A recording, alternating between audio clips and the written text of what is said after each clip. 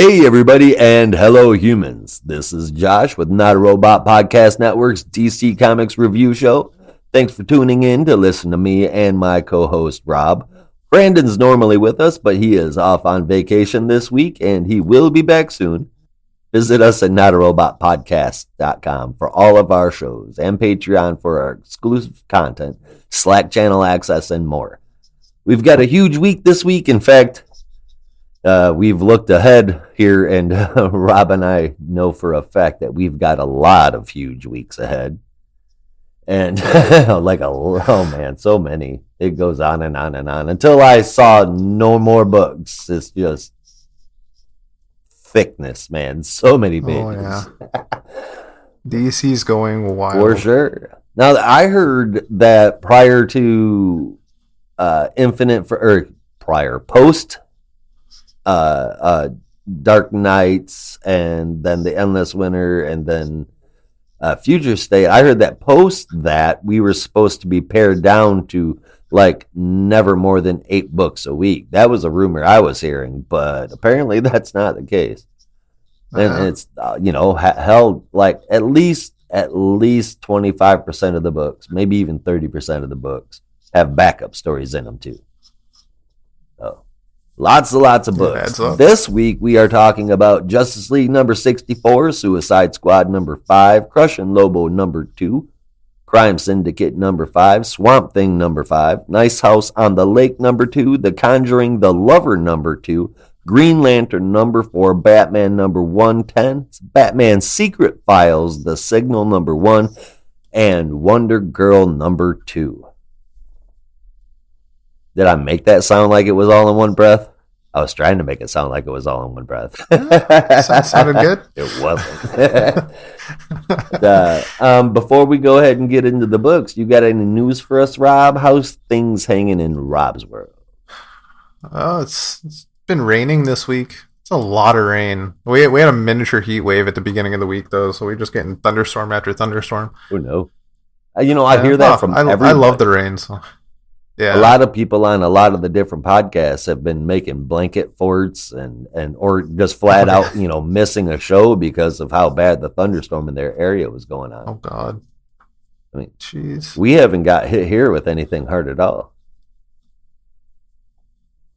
Oh, but I feel for all of you like guys. Storms. I like storms. So I love them, so I'm not sad. I wouldn't be sad. I haven't had any big loud ones yet. You guys lose power? No. Actually, my store did, but I think that was during the heat wave. So even better. And that was just too many people using AC. Yeah, it happens. All right. Well, if you haven't heard, this week we did lose a cinematic great. Uh-oh. Yeah, Richard Donner. Oh my God! How did I miss that? Well, I mean, it's been a really busy week. It has been, but yeah, that kind of. He lived a great life. He was getting on in years, so it's not overly surprising. It was natural causes, from what I understand, but still sad. You got to see his director Scott come to life too. Exactly. Yeah. I wish we could have saw his Superman 3. Anyway. Oh, definitely. Yeah. Anything else out there from you? No, I think that's about it. The only piece of news I scooped up was right before we got on here. DC has released its lineup for Comic-Con at Home this year. Ooh. That's taking place between July 23rd and July 25th. They're going to have panels for Batman Fear State with Tamaki, Taylor, and Tynan, and more.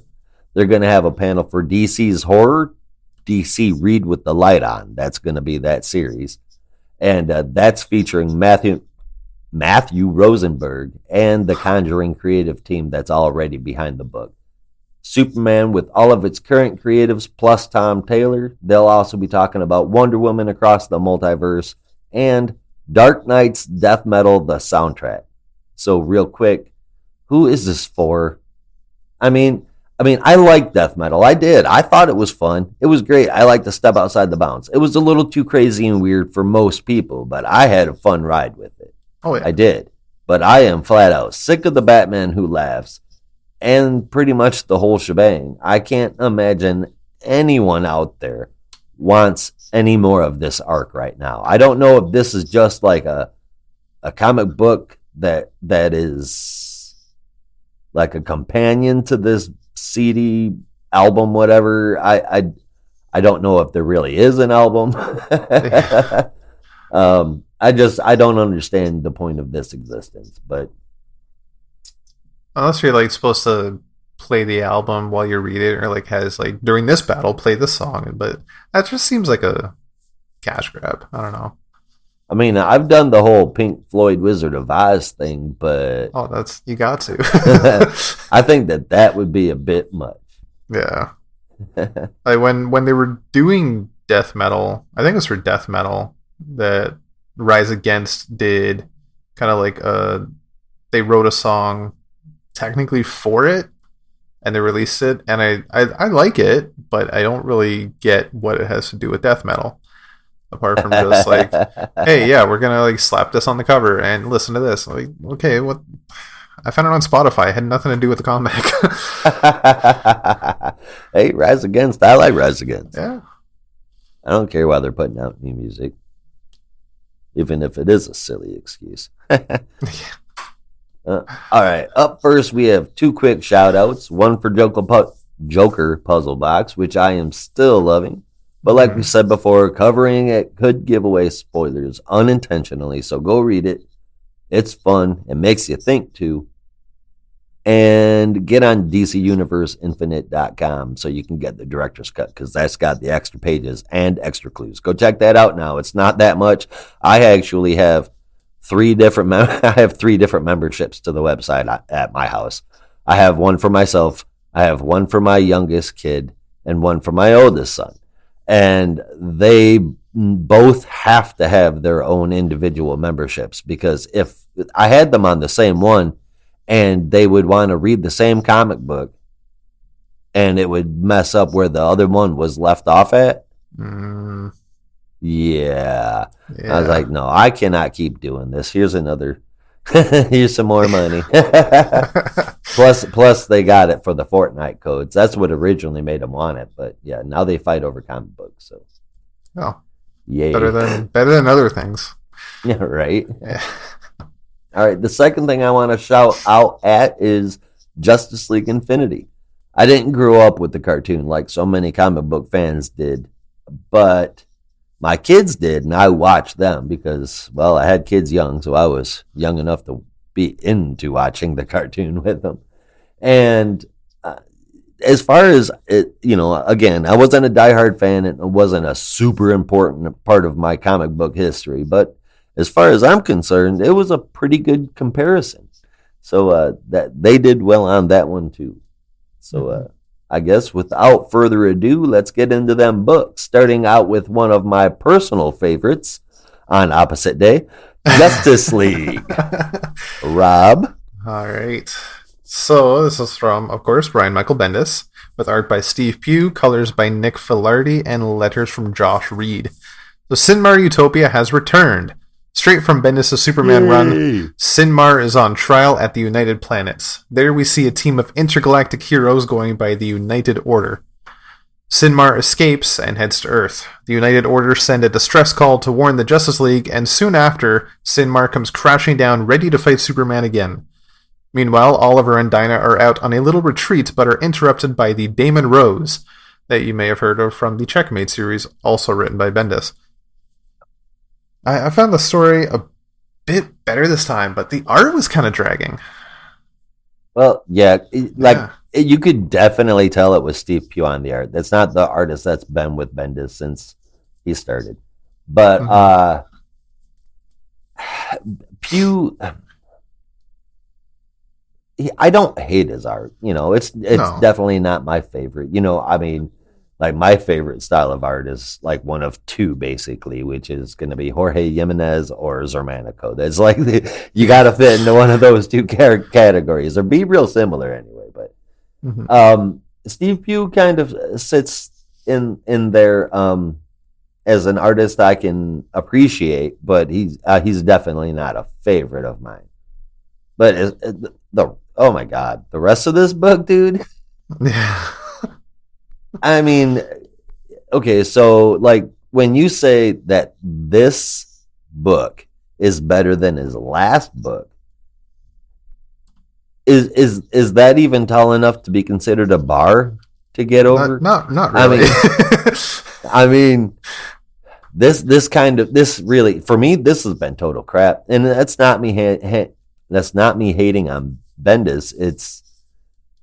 It's what I get out of his story, man. Yeah, the dialogue was meaningless drivel. There I was tune off so the much of dialogue it. There were panels where some people did not talk, which is a rare occurrence for Brian Michael Bendis. Yeah. Usually he makes everyone talk. The only reason why certain people didn't talk in some of these panels is because there was no more fucking room for word bubbles. I am finding he's giving Aquaman more dialogue, either foreground or background, than any other character, and I think he just misses the Aquaman book too. As much as it's a really weird set of dialogue, I kind of appreciate it because I miss the Aquaman book so much. I do too. We got the Becoming coming though, so yay for that. That's going to be awesome. Mm-hmm. As far as I'm concerned, dude, this is just Bendis turning the Justice League into his Superman run, which was what he did. He turned his Teen Titans run into his Superman run, and now he's pulled it over to Justice League. He's still writing the same crap, and I mean, there's never going to be a payoff. Yeah. There never is. I enjoyed the Sinmar story to a certain degree, but this original one? This one was...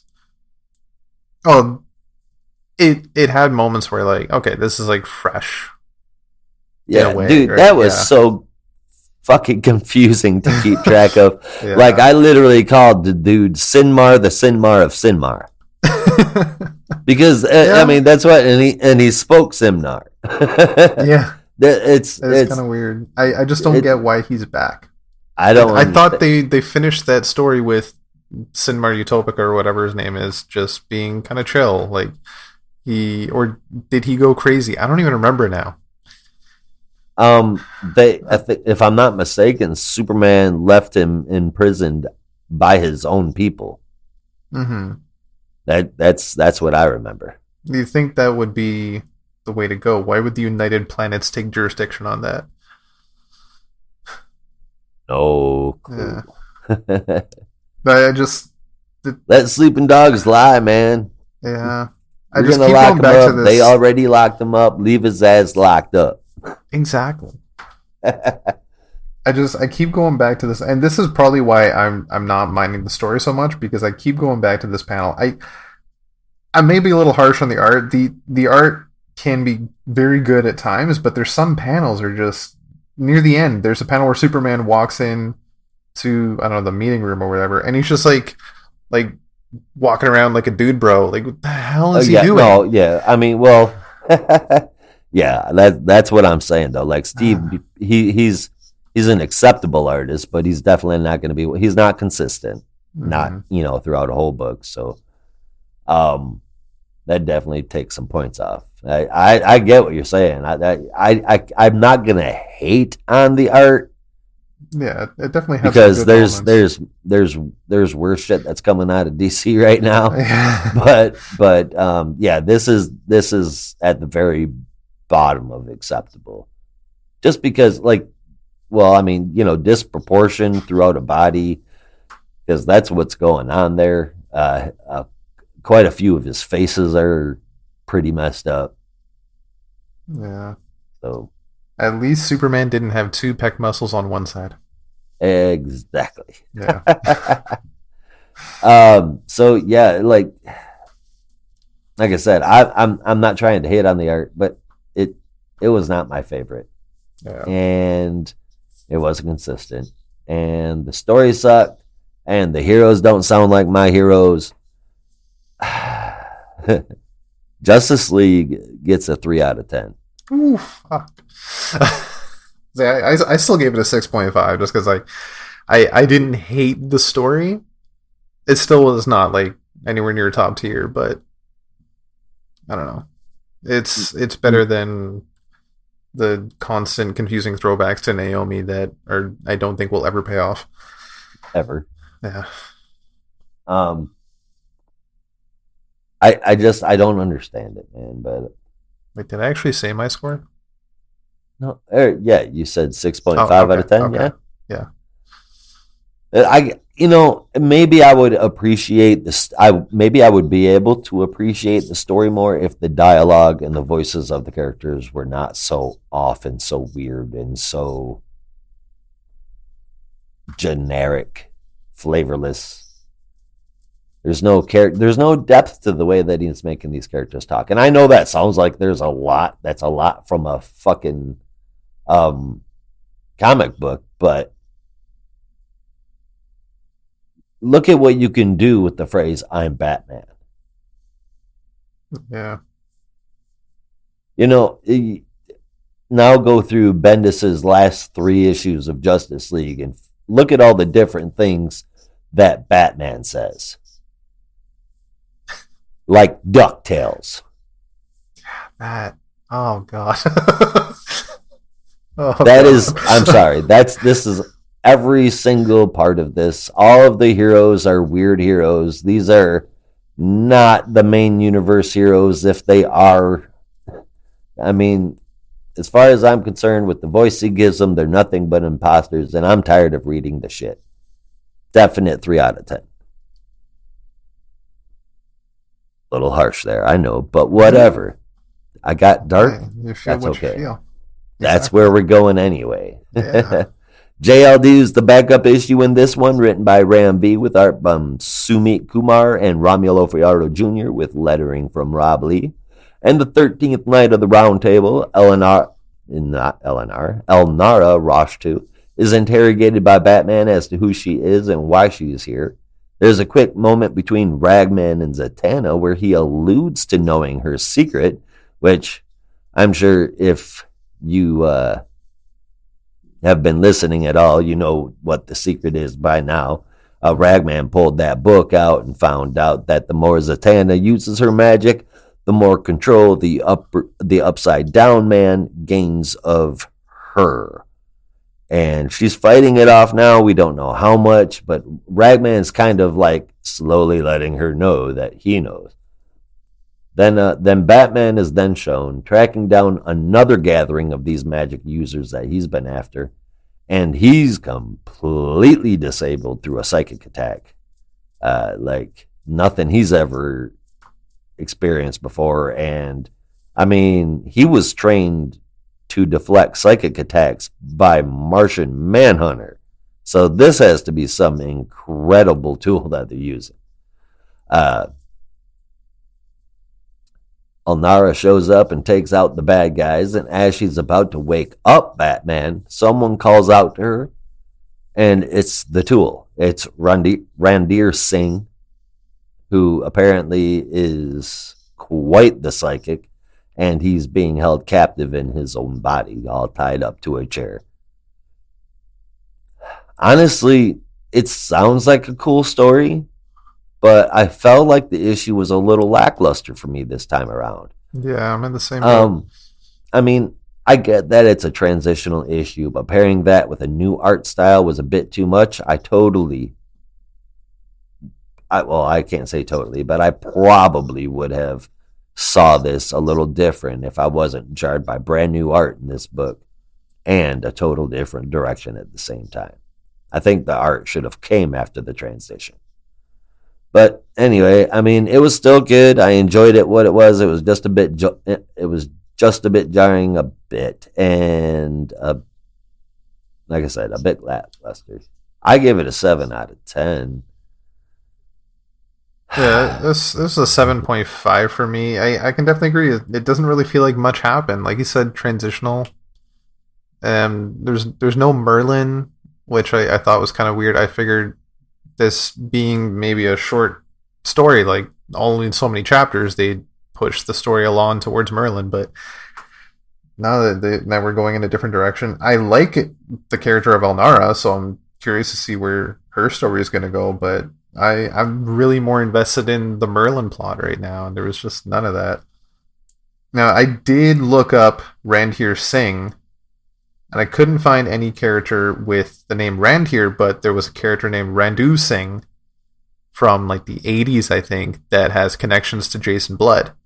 And he has very similar powers. No shit. I don't know if maybe there's a connection Singh to had psychic powers then?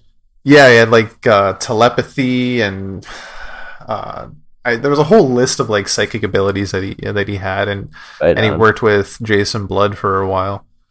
Did he happen to look similar to this Randhir Singh? From the few images I found, a little bit.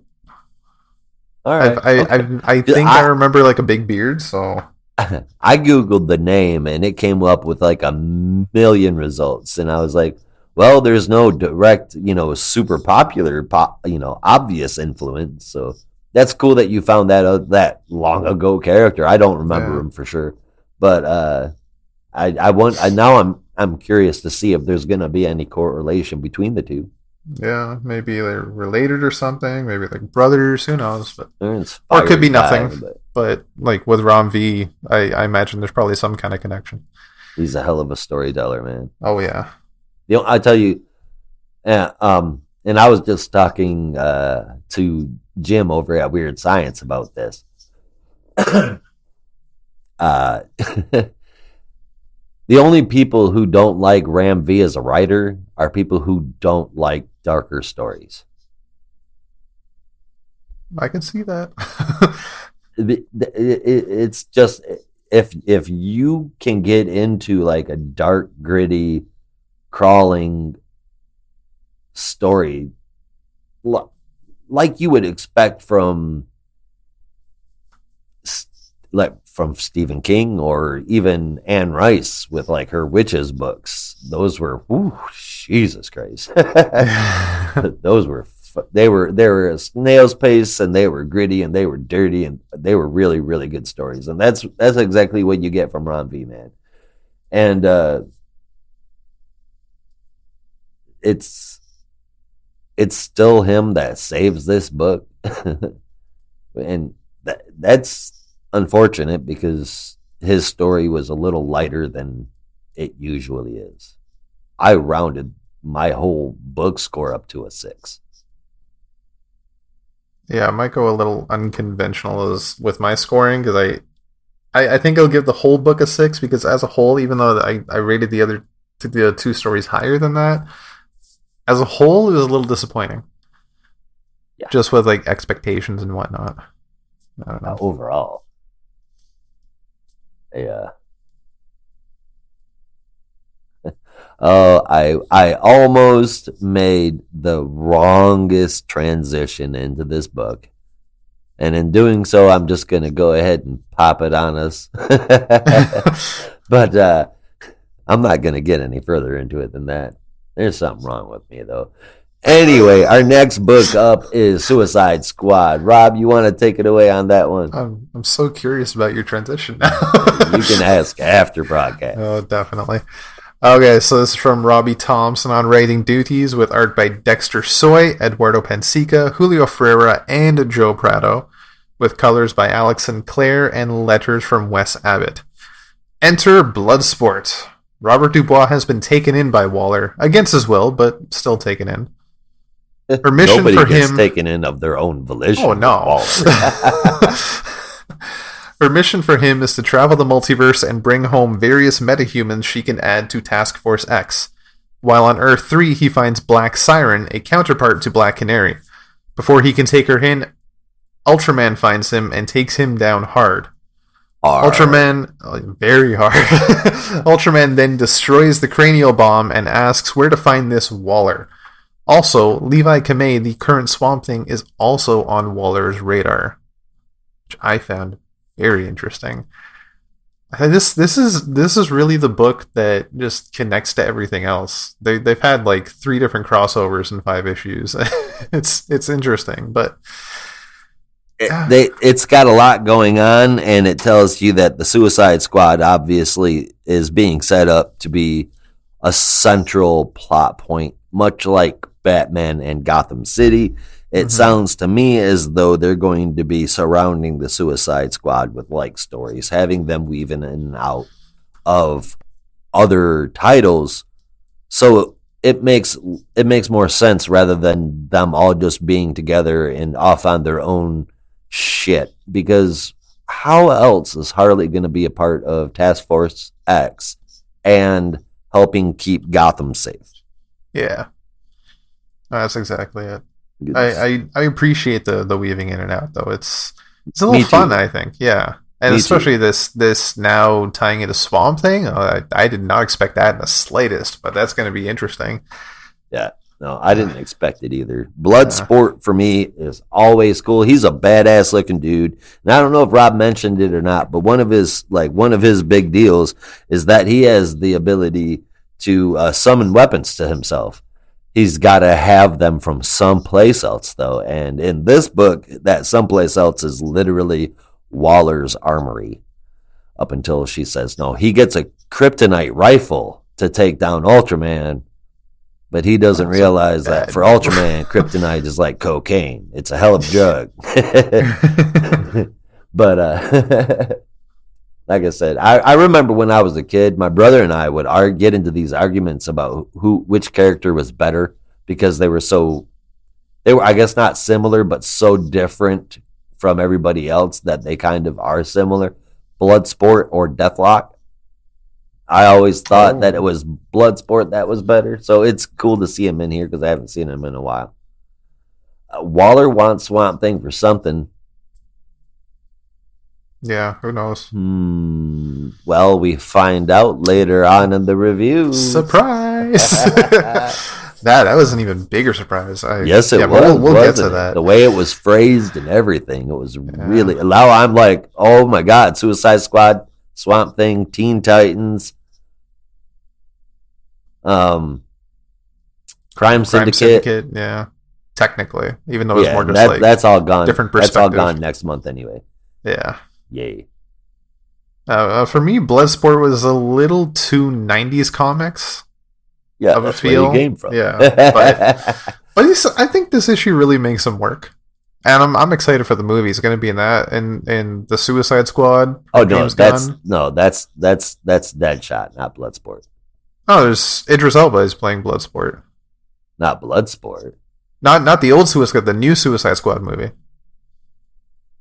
It's a new. No, he's playing Bloodshot, right? Or Deadshot? Deadshot. Nah, Deadshot was Will Smith. They didn't recast him. They just dropped the character. Suicide Squad. Yeah, 2021. Bloodsport. I'll be damned. Yeah. He's not supposed to be so pretty. What the hell? Anyway, I mean, I guess I can overlook that. I'm sure Idris Elba will portray his crazy vengeance. Oh yeah. Well, he's so fucking good, but that's a different podcast altogether. So, oh Jesus. But yeah. I still enjoyed the character, even though he might have been a little too pouches and guns for me, but that's what I loved about him. Yeah, that's honestly that's what's great about the character, is just an endless array of weapons, and it is very interesting. So I'm excited to see where this goes. This is an 8.5 for me. I really enjoyed the issue. I think this is a bit of a step up from other ones. I've been enjoying the series as a whole, but for me, it's been getting better and better. I don't know about you, but that's the way I feel. The story keeps progressing, even if it is starting. I felt like it's starting to slow down just a bit here in this, but I don't think it affected it that much. It still pulled me in, and had, one of my niche characters from way back in the day just happened to cameo up in this bitch, and that was cool as hell. So even though I felt like the story was pretty crawling here, we got like one little cool thing dropped in here, and the cameo. It was, in addition to the art, it was still pulled off pretty well, man. So pretty good things there. I'm still giving this one a 7 out of 10.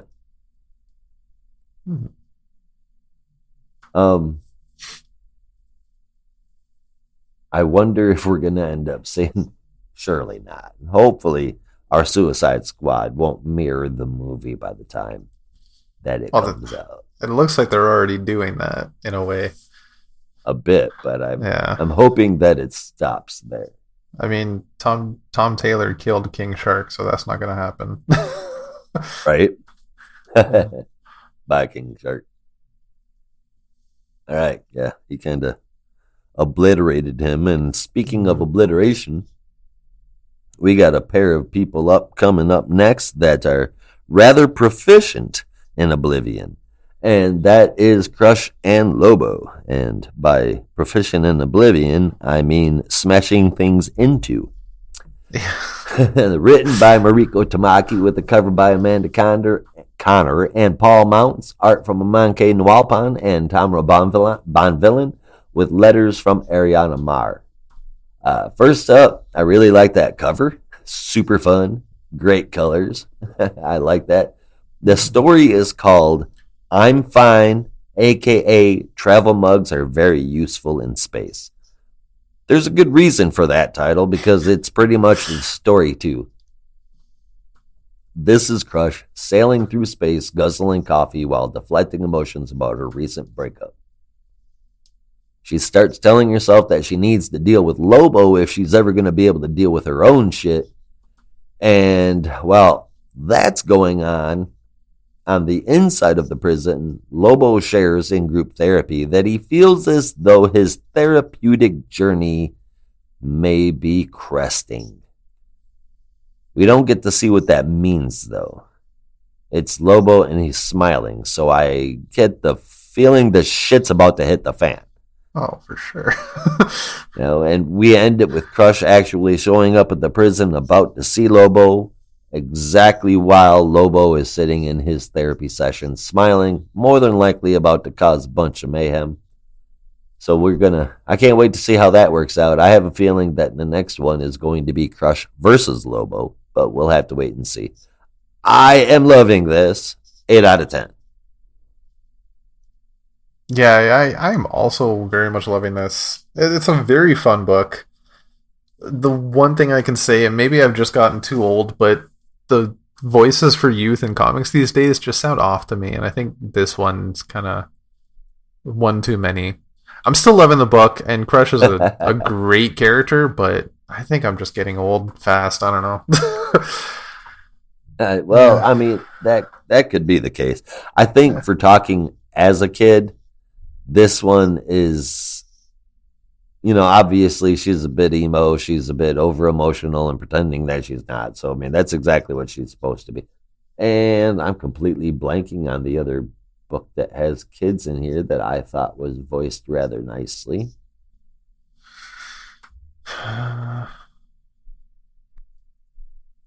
Oh, well, we'll talk about it. Anyway. Yeah, I mean, if you're a Lobo fan at all, he has not shown up here much. He's had a couple, basically, few panels going on, but obviously he's coming out real soon, and I can't wait. I think Mariko Tamaki is really good with Crush. Mm-hmm. I can't wait to see how she is with Lobo.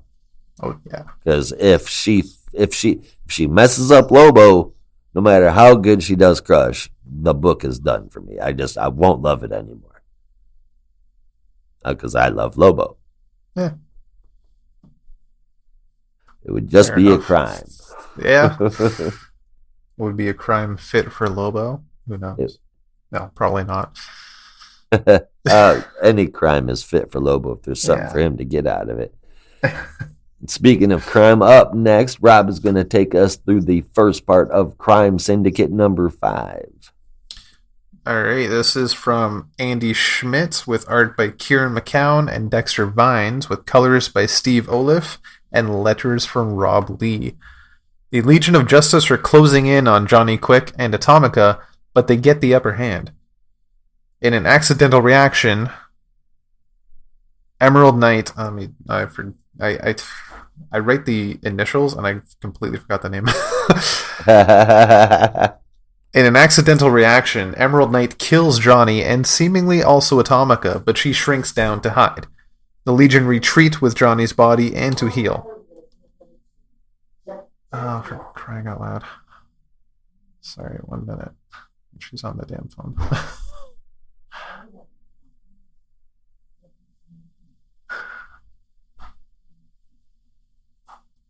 Does your shirt say with great beard comes great responsibility? Yeah. That's awesome. I love this shirt. Okay. The Legion retreat with Johnny's body and to heal. Owlman, Ultraman, and Superwoman are investigating afterwards are investigating the scene afterwards and find Atomica. She tells them about Johnny, and they head off together to the Legion satellite and strike fast and hard. Ultraman seems to be really good at that. Right? Just before Ultraman is about to put down... Just before Ultraman is about to put down Luthor, he is stopped by his cousin, Ultra Girl. Out of nowhere. I'm going to be honest, I didn't hate this one either. No, I didn't. It was weird. Yeah, now, first off, McCowan and Vines are really good. Oh, yeah. So that does not hurt the book at all. I like that pairing. Especially for the tone of this book. Mm-hmm. And yeah, I actually enjoyed this issue. Have I just like flaked off an entire part of my memory, or is Ultra Girl a new character? At least new to this book. I don't know. The Crime Syndicate's been a thing since what, the 60s or 70s? I'm sure she must have shown up at some point. Yeah, you're probably. But I don't know. I don't remember her. But then again, I've never really liked Earth 3. Yeah. So, I suppose that's defensible. It'd be weird if she hadn't, but if she really hasn't, like, this is even more exciting. So, I loved that last page reveal.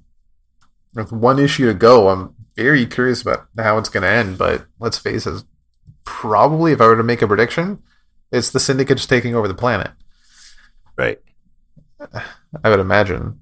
I'm kind of right there with you. I'm not sold. I don't really know where this is going whatsoever. We've got one more book left. I can't even figure out a possible conclusion, to be perfectly honest with you. But that's only because of the issues leading up to this. I thought I enjoyed this one, and well, let's find out if I enjoyed the next one too. Rob, what happened with that? Sorry, with the backup? Sorry. Yeah, the backup. Okay, yeah. All right, so on our backup story, we got similar creatives, but the art is from Brian Hitch and Alex Sinclair. And as referenced in the main story, while Johnny was monologuing throughout it, we get a brief look at Johnny's child life with his abusive father during what might be, from what it looks like, a murder-suicide attempt with some puppies. He gets hit by lightning and given super speed. That's honestly what it looked like to me. I don't know. I mean, I shouldn't really laugh at the phrase murder-suicide, but Jesus, I mean... and, like, I could be wrong. It looked like he was going to light some barrels of oil. Yeah, that's right next to the cage full of puppies. I don't know. I don't know. But... yeah, he gets super speed from that, and he frees the dogs and uses this new power to run away for good. Bye-bye. I mean... at least for 5 years. Right. That little nod in the Crime Syndicate story about how he started off human. I mean, did you catch that? And then we get a story about how he started off human. Kind of similar to Barry's. And yeah. I thought that was kind of cool. We get a real quick origin. There's really not much needed of this dude, though. He's very annoying to me. They all annoy me, but it's Johnny Quick, right? Yeah. Yeah, he's way up there. He's dead now. It goes Superman and then Johnny Quick, or Ultraman and then Johnny Quick. And Hitch's art has been way better before, and there's a lot of times where I find myself on the fence with him. Anyway, artistic wise and personality wise, I gave this one a 6 out of 10. I gave the backup a 7 out of 10, but overall, think I'll give it a 7.5. Overall, it got a 6.75 from Oh, me. yeah. It was a big improvement in the first half of the story. Way to go. And I mean that. The backup story just wasn't really much for me. And I don't know. Maybe it's just because I don't like the character. But yeah, 6.75 overall for the Crime Syndicate. Fair enough. And we were talking about all those different crossovers earlier involving Suicide Squad. Up next is a title that they are crossing over into, although not in this book. Written by Ram V with a cover by Mike Perkins and Mike Spicer with interior art from John McCrae and Mike Spicer with lettering from Aditya Bidikar. This one follows Sierra Curie, I'm assuming, tracking down her missing friend, and she does so by enlisting the help of an old friend named John Constantine, who actually helps out. Swamp Thing shows up to help because of the green drawing him there. As Swamp Thing, you can tell he's still a bit confused about his memories, and he's not sure how to answer names and questions yet. Like, he says that he may or may not be Alec Holland. He's basically he says, he's kind of not sure. But anyway, there's rock growing up from a bomb left by the Nazis way underground. Now, while John tries to save what's her name again? Sierra. While John tries to save Sierra's friend, with a friend's mind anyway, he gets into this. He takes this Yushi dust and goes on an astral visit inside of his brain. Swamp Thing tries to save everything else, his body and the world around it, by going down into the ground through the green and scooping that bomb back up. He takes it off, takes it away, takes it into a bunker, into an island far away, and it blows up as he's there, and he gets decimated. It ends with the Suicide Squad showing up in Kaziranga, India. Haha, fooled you, told you they weren't coming. As we saw in the Suicide Squad, this issue, Waller has a lot of interest in having Swamp Thing as a weapon. There's a lot of talk about how badass he is, and she says that he already is a weapon. It's just a matter of who controls him. This story is still pulling me in, man, and even though it's a different artist, I am still digging it. Oh yeah, I really enjoyed the art in this one. It was, except for that last page, there was something way off there. The whole entire page, the way Peacekeeper looks, Waller looks, all of it. Yeah.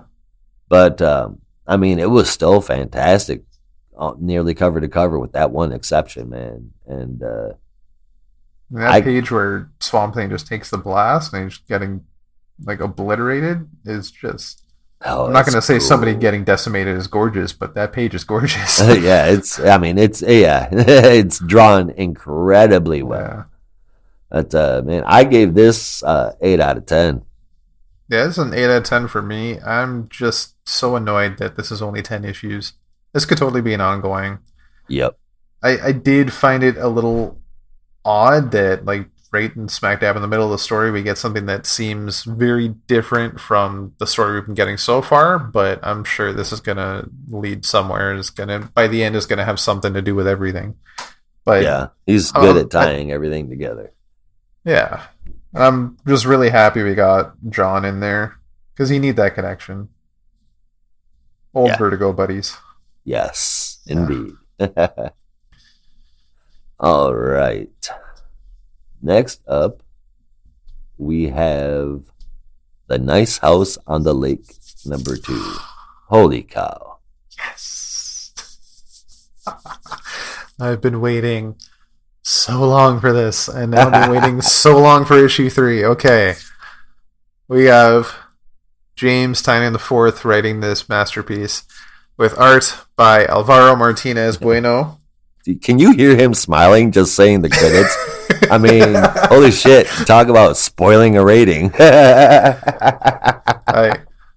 I ain't giving you no shit. It's really good. I said wow after I said the title, man. This is really good. The Bueno is way past Bueno, and I couldn't say so that bueno. any better. This is amazing. But go ahead, Rob. Yeah. Colors by Jordi Belair. Yes, who's also and pencils from And World Design. So I got through the credits. Now I can finally keep smiling. awesome. So, Walter's an alien, we think. That's what it seems like anyway. I He's don't trapped- think so. I don't think Walter is an alien. I think No? Walter was contacted by aliens. I don't know, that whole like sludge body thing is very damning. Well, we didn't get there yet. Oh, yeah, that happened in the first issue. Oh, it did? Wow, I totally blanked on when that. just like right at the end when I think it was the writer kind of hit him with something and then he turned to sludge and then blew her arm off. I completely forgot about the sludge Yeah. shit. I thought it was a big reveal at the end. Oh, well, anyway. Carry on. Anyway, so he's trapped these 12 people in a house together while the world around them and it is ending violently and gruesomely. Each member of the house takes various moments and ways to deal with the horrible news, but everyone, whether secretly or way out there, is freaking the fuck out. And I completely support that. You need to do something like this. And I completely support freaking the Yeah. fuck out. Yeah, I can't say I blame you guys. Nope. So after some sleuthing, they've discovered, well, different groups of people have discovered a hidden room full of weapons, and the mysterious statue outside lets you see your home as it is at that moment when you touch it, That's so which weird. just leads to so many more horrifying imageries. Oh, what? You know what would be really cool is if one of them grabbed onto him and then touched a statue, and they saw what his world looked like. Oh my god. Well, they gotta catch him first. He seems to be like just jumping in and out of rooms seemingly at random. Yeah. So just like last issue, I don't know why I went in with lowered expectations. Just enjoy the ride. But I'm gonna be honest, just with how amazing issue 1 is, and having a history with reading comics, like amazing first issue does not mean amazing second issue. It's the same thing with movie trilogies. Don't expect the sequel to be the best. And I honestly thought this book was just going to be them dealing with the news that they discovered. But boy, was I wrong. And I am so fucking in love with this. Oh, man. It continues to surprise me every step. And the way it's laid out was just awesome. Yeah, it's done really well. It progresses we- really well. The panels. Exactly. And we had just pages of just transcripts of them talking, and that. So when I was reading on the bus on the way home, and I was texting my fiance about it because I got her reading it too. And I got to the first page with the manuscripts, which basically ends the intro. I was like, I'm on page 4, and this is already my favorite book. This is it. And that just, there's no images, and it's just a transcript, but you feel the fear those people are feeling right away. It fucks with your emotions. Oh my god, it's fantastic. All right. So first and foremost, at the breakfast the day after all that shit happens, when they wake up, or they're still awake, whatever. Yeah. There's something a bit off-putting about the term or phrase, going flesh tornado. That's how. That's. I was like, oh god damn. But yeah, this book is so fucked up that I just might be in love. It really is nearly perfect. A little different opinion than what Rob had. I did enjoy the content of the bonus pages, but I did not enjoy the fact that they took up 4 pages. And while it was cool and it definitely did help build depth to the story, I think that having 4 full pages of it might have took away from the book a little bit much. I'm not saying that it was a bad idea, because it wasn't. matter of fact, if you were gonna include this, they should have been bonus pages, and we should have still had 4 more pages of story. That would have been ideal for me. But something like that, 1 or 2 pages at most in a comic book without affecting the total page count, in my personal opinion. Other than that, this book was nearly perfect. Or because of that, this book was only nearly perfect. Man, 8.75 out of 10. The story is so fucking rock solid. Yeah. You do not know what's coming. You're not even sure what kind of book you're really fucking reading. Nope. But it just sucks you in like a Dyson, and you are not getting out. At least I'm not. So solid 8.75 out of 10. A little bit of letdown because not enough pages, basically. It pulls you in like a flesh tornado. No. This is a 9.5 for me, just because if I was going to give it a 10 out of 10, it would have to be like the best book in the world, and it is damn near close to that. But for that, it's getting a 9.5. Oh god, I'm just in love. I honestly, just one quick note about it. You can tell from even the cover of the first issue that it was going to go through each character's perspective with the little symbols they have. But honestly, the artist, I can't remember her name right now, Ryan, I think her name is, it would be such a great leading character for this entire book. I think that she's got that outside perspective from the rest of the group, and she's seeing everybody kind of fresh and new. She has hints of what everybody is, but they even say it in this issue that she has no idea why the fuck she's there. And from that perspective, would be just a great character to lead the entire book. But I'm really even more excited to see just everybody else's backstory and perspective. Well, see, like there really isn't anyone leading this book yet. Oh, no. But I could definitely see where we're getting breadcrumbs dropped to set her up to be the lead. Mm-hmm. So yeah, I get what you're coming from there. I'm 2 issues in, and I'm like, duh, give me more. Yeah. That's somebody who I've given shit about Batman stories for, and Justice League Dark. Justice League Dark far more than Batman, but this was, oh my god, get him outside of capes, dude, and this guy is a rock star. So good. One thing I'm curious about, these intro pages with each character just talking about their part of the story in what seems to be like the future, because like the forest around them is on fire. Is that them? Well, aren't they the place where they're at currently? Isn't the world like destroyed around them already? Yeah.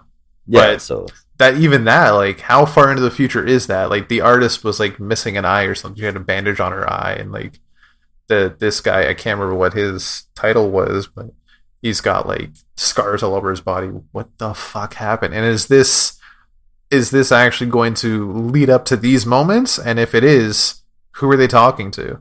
Is it just monologuing to the audience, or are they like specifically talking to somebody? I'm imagining they're specifically talking to somebody. It would be weird to end the book with just the whole cast breaking the fourth wall like some kind of Friends reunion. But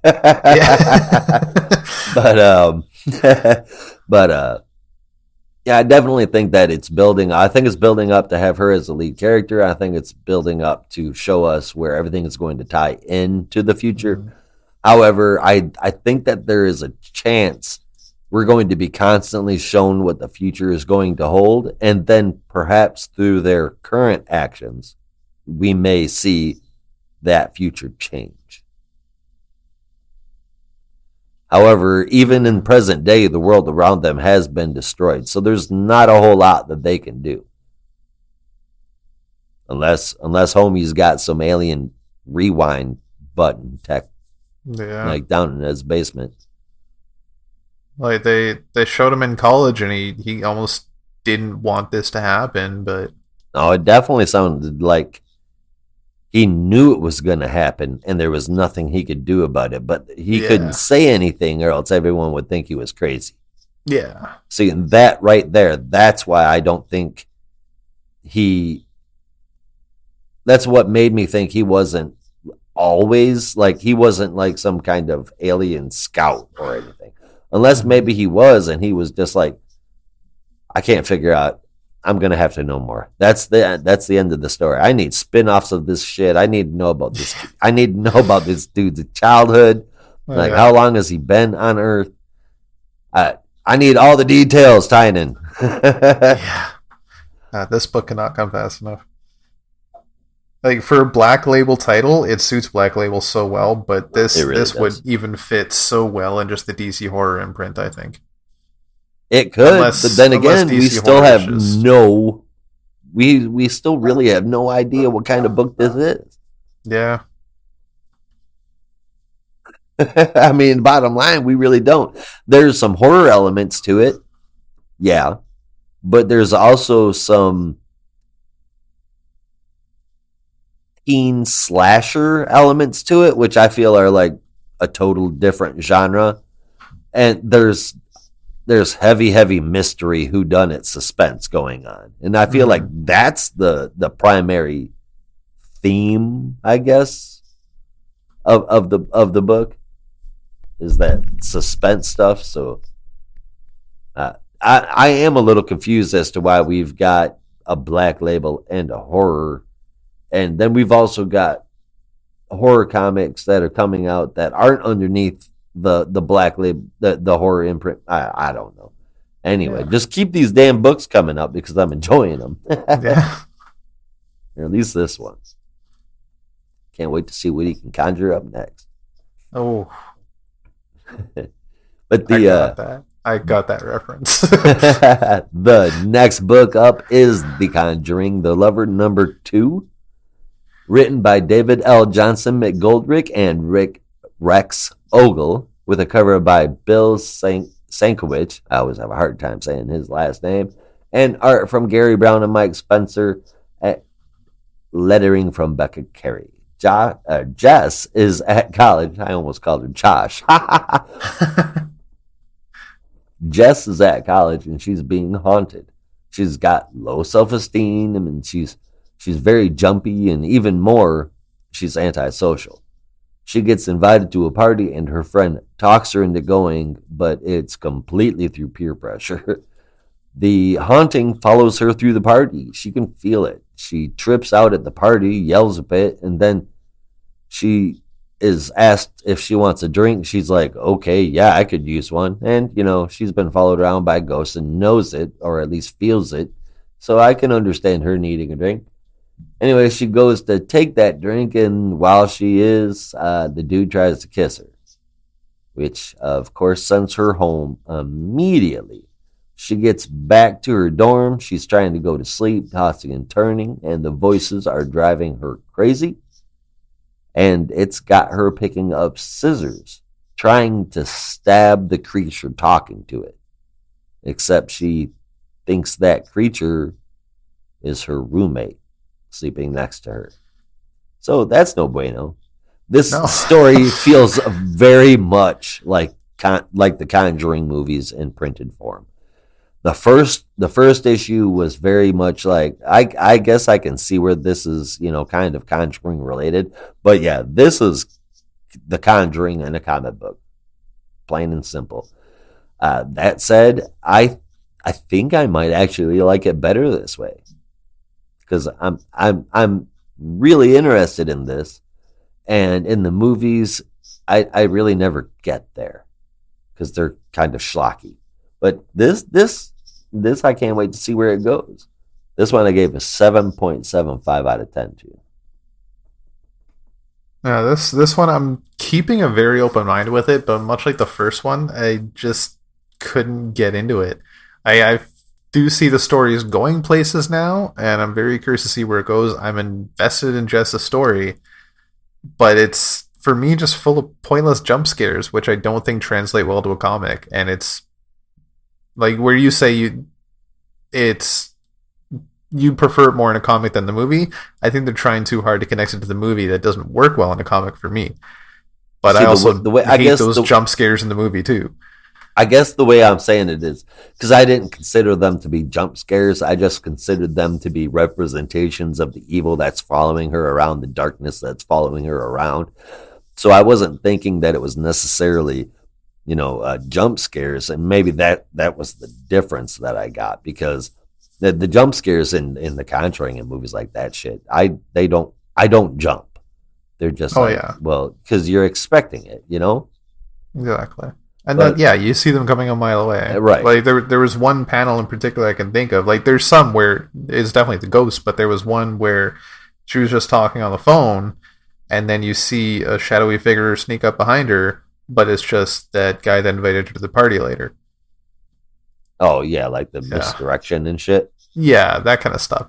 That's very, very horror movie, and I don't even like that in the horror movies. But that's just me. I'm not a huge modern horror movie fan. If I'm picking a horror movie, it's got to be B horror, where it's either like full of way too much blood packs or just like funny shit. Comedy horror. Yeah, he's like, I'm not watching anything unless it's got too much blood and too many boobs. Those are the only two solid, always there ingredients in horror B movies. Mm-hmm. Yeah, that's it.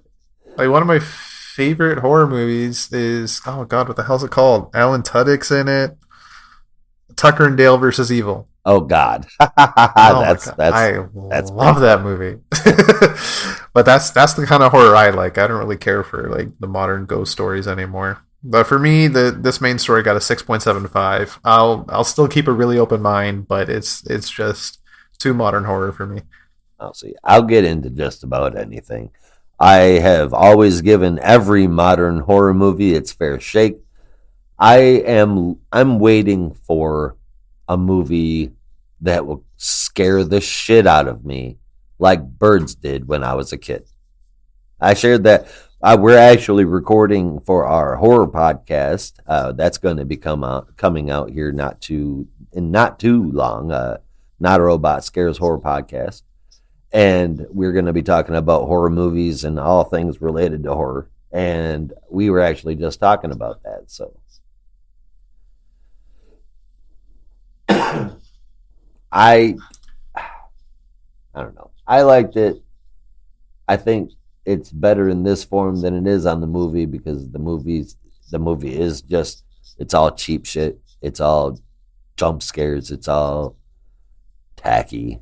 And it's aggravated me since the Blair Witch all the way through Paranormal Activity. So this is all nothing. I've already said all this on the horror podcast, and I tend to rant and rave, so I won't keep going about it. But I definitely do. I definitely do enjoy this more than the movie. So solid 7.75, but not a point higher. But next up is The Artifact Room, written by Jay Grayson, with art from Juan Ferreira and letters from Becca Carey. This is the story of a cursed wedding dress that takes the lives of its owners and then murders it, and then that would-be bride's name is displayed on the label. Did you catch that? It's a cursed wedding dress that takes the lives of its owner and then puts that owner's name on the label after it's killed it and then makes its way back to the store. What? Actually, ghosts do. it for what it was, man. I mean, it was crazy, but I mean, that's the kind of shit that a ghost story is, and I really thought that they did a great job with it. I thought that the art was fantastic. It was a fun story to read. Definitely not scary to me, but it's definitely, it's a ghost story. It's something that gets told around a campfire. So hell yeah for this one. 8 out of 10. Yeah, I definitely agree. These backups for me are actually the more interesting part of the book. This was a good ghost story. The last one was a decent ghost story. I love those old tales. I love those like like I think I mentioned this last time. Like I grew up on Freaky Stories. Are You Afraid of the Dark? Goosebumps. Like that's the shit I like. The small ghost stories, and these just really do it for me. I grew up on Hardy Boys and R.L. Stein. Yeah. Hell yeah. Yeah. The good shit. Yep. The one thing which was probably the bloodiest scene, I think it was the only bloody scene in this story, was the OG bride having killed her husband and everybody sitting at the table. As gruesome as it was, and it was fun to look at all like the blood everywhere and on the curtains, the one thing I could not stop thinking about was, who did she kill first? And why did the other 4 just fucking sit there? Unless she's the Flash or Johnny Quick, where she's slitting throats at super speed, like. Oh yeah, that's what happened. Yeah, you got a point. That would explain the blood splatter on the curtains, but it'd be a lot of work to put the bodies back in that position and then poke your husband's eye out. But that kind of pulled me out of it a little bit. But I still enjoyed the story. This was a 7.75 for me. Where there's a will, there's a way. Mm-hmm. Oh wow. You're really good at this. Oh boy, oh boy, oh boy. And that's what's going to be coming up next after our commercial break, covering the Green Lantern. After these messages, we'll be right back. Now, back to our program. Oh, hey, happy None of It Day. Shit, is it None of It Day? Yep. I assume that's where Canadians take one day a year and actually get mad and say, that's it, I'll have none of it. That would have been perfect to say to a customer today. Oh, I gotta remember that next year. No, I'm assuming it has something to do with the Inuits. It's probably when None of It was formed, because I think it's only like 25 years old or something like that territory. Yeah, that whole top portion of Canada was just a small section of Yukon and then all Northwest Territories. And then, I don't know, I was like 7 when it happened, but none of it became its own territory. Oh shit, I didn't even know that happened. Yeah. It's damn North crazy. Pole, and I never knew about it. Just feels weird to like be old enough to remember a country-changing piece of history like that. Yeah. Imagine looking at an 8-year-old who has a globe in his hand, a modern globe, and pointing at the top of that globe and saying, dude, no, I promise, there used to be ice there. Oh, God, yeah. Literally, somebody has walked. Actually, it's happened more than once. People have walked to the North Pole. You can't walk to the North Pole when it's fucking water. You can't do that. Come on now. But he's like, so I had to pull up YouTube because, he'll believe it if it's on YouTube, which poses a lot of problems, but that's a whole topic for another show. Thank you, YouTube kids, is all I'm saying. Anyway, all right, here we're back with Rob covering his favorite hero of all time, the Green Lantern. So if the ring on my finger didn't scream that in volumes. All right. So this is from writer Jeffrey Thorne with art by Tom Rainey and Marco Santucci, with colors by Michael T.A. and letters from Rob Lee. John is hiding out from the Kanuri after their devastating attack. He was saved by a local, and they start to plan a way out. Before they can finish, a Kanuri soldier finds them and attacks. Using a cellar as a way to break the Kanuri connection to their ship, he takes out 3 in succession and takes a weapon, heading up to the ship itself. He successfully takes over the ship and powers down the Kanuri, leaving the locals to get their revenge. While on the ship, he finds out that they have been hunting lanterns all over this sector, and 300 lanterns have already been taken out. Meanwhile, on Oa, Joe is seeing the status of the lanterns they know about and mourning the dead.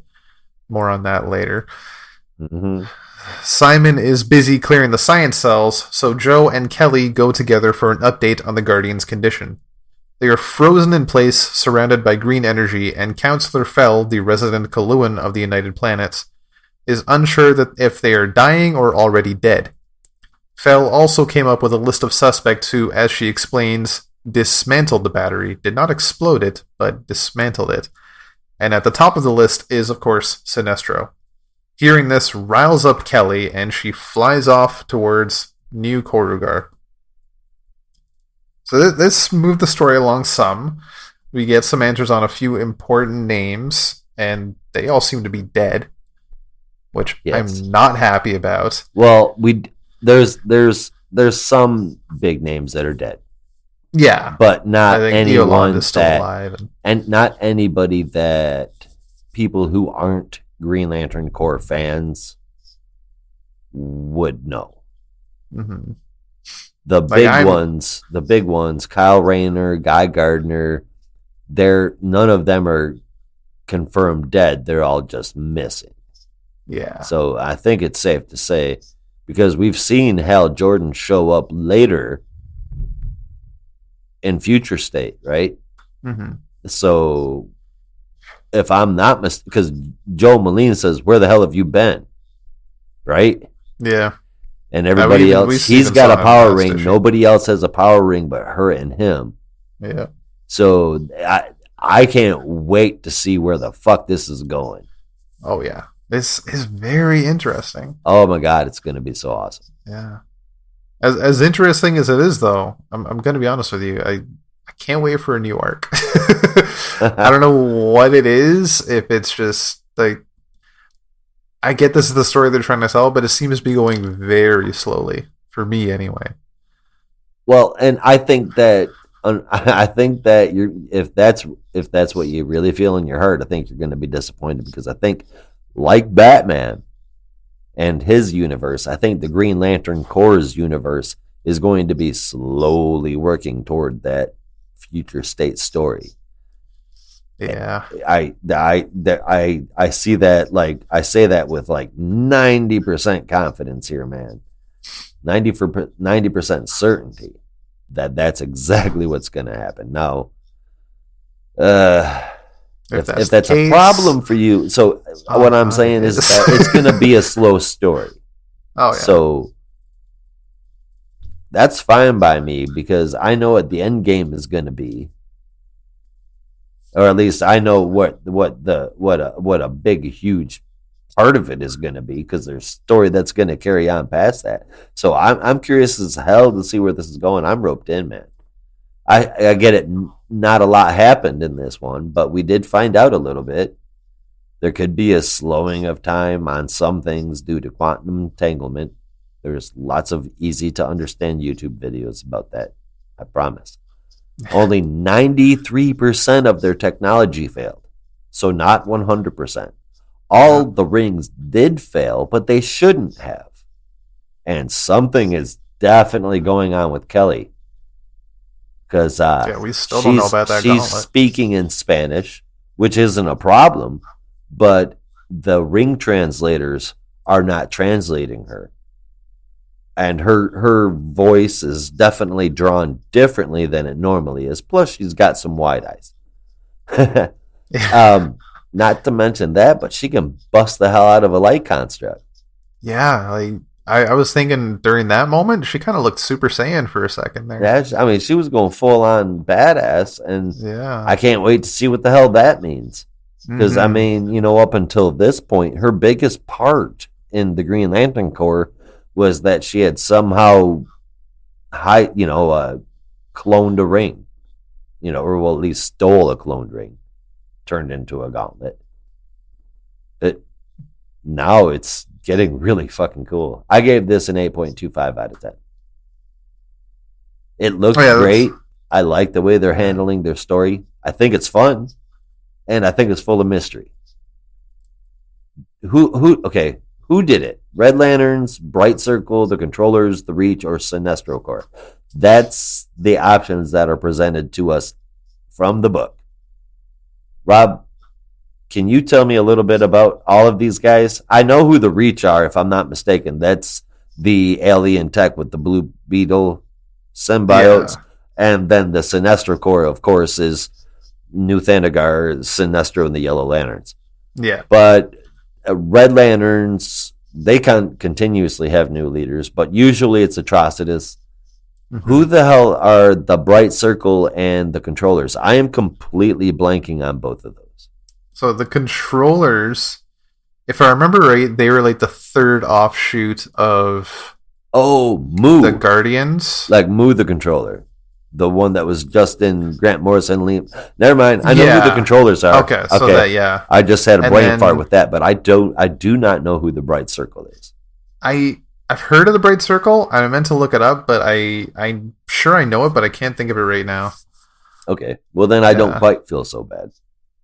But I'll be honest, I don't think... The Bright Circle just seems... Because the way they were listing it, they were really pushing Sinestro, and the other four were kind of just grouped in that same tether, where at least three of them just seems like, yeah, they all hate the Guardians, but they're all in like that same kind of area where they hate the Guardians, but they're just being civil right now.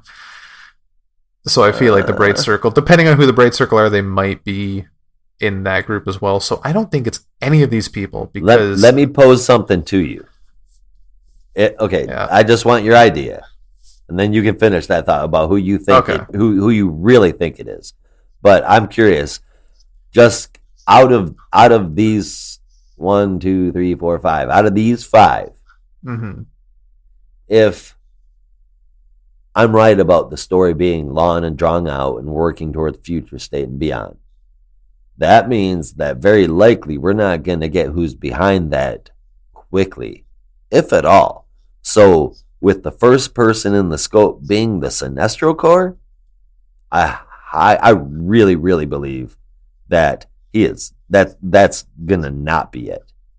So if it is one of those 5 and it's not Sinestro, which one of the 4 would you think it was? If it had to be one of the other 4. Had to be one of the other 4? Yes. I'm actively right now trying to find anything about the Bright Circle, and my Google foo is failing horribly. But is it the Bright Circle? I don't know. The Bright Circle DC Comics, if you're Googling it. Yeah, that's exactly how I phrase it, and I'm just getting like underwear for some reason. What the hell? like DC underoos. I don't know. From Walmart. That's really weird. Anyway. I don't know. If any of them could do it, that's really weird. Probably the Reach. But again, I don't know much about the Bright Circle off the top of my head, so... But the Reach would definitely have the tech.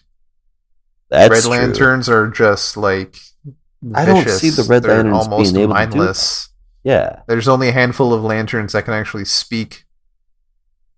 And the controllers... who's your favorite Red Lantern? That's a tough question.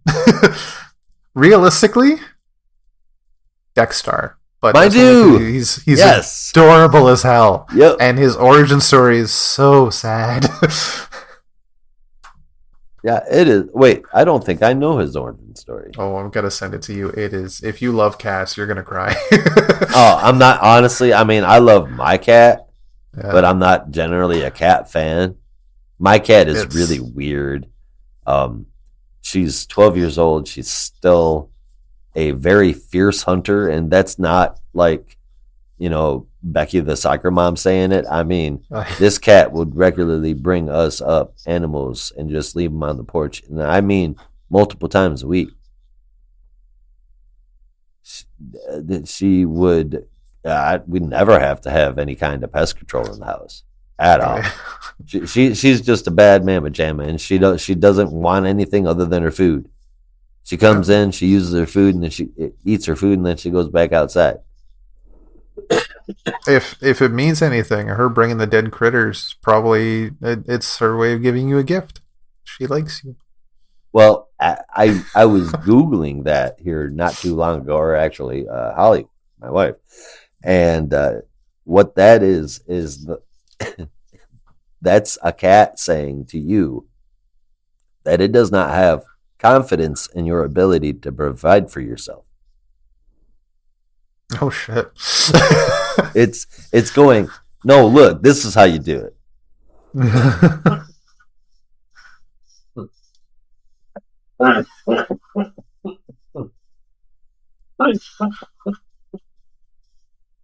Ooh, I should stop smoking. Yeah. So yeah, I came I up know that with feel. I came up with nothing in my research at all about the bright Yeah. circle. So I was I'm gonna dig a little deeper. If I I can. was hoping that you might know. They very well could be a new person, and if we never hear the name the Bright Circle again, I'm going to assume that that's who it is. I see. Here's what I'm thinking. It's none of these five, unless the Bright Circle is specifically that group of witches from that planet in like the first issue. And I want to go back and reread that and double check. Maybe that's who the Bright Circle is. That group that used magic and they claimed the Guardians stole the Star Heart of the universe. I'm gonna double check that. What did because they call themselves? I don't It remember. wasn't the Bright That's the Circle, thing. I don't think. Because I'm thinking it might be them because they're still really playing up those people, those characters, for seemingly no reason. They're in the science cell, they're locked up, but they still have dialogue. So that really seems like they're still going to be a big part of the story in the future. And who knows? Maybe there's only two things that could dismantle the central battery, and that's either superior technology or magic. Yeah, because they definitely said dismantle, and that just means takes apart. That doesn't mean Yeah. destroys. Yeah. So if it can be dismantled, it can be put back together. Mm-hmm. And let's face it, it's not the first time the battery has been taken out. Oh no. It's probably not even the fifth time the battery's been taken out. Nope. It's happened a lot. Yeah. The Guardians don't really live up to their title. No. Imagine, if you will, a race of tiny blue people usually with white hair who are exactly like the snobby, stuffy college professor in the worst rom-com movie you've ever seen. That is the Guardians of Oa. But except for Ganthet, gotta love Ganthet. At least I do great. anyway. But nah, I digress. Now that you mentioned Ganthet, sorry, go on. No, what were you saying? I was just, now that you mentioned Ganthet, I got reminded of that opening page, that dream John was having, and I can't quite place that moment. Like, they were talking about Hal becoming Parallax, but You don't remember like, Hal there's- becoming Parallax? no, I remember that, but like other stuff they're talking about during that page of like other people transforming, and it just seems different.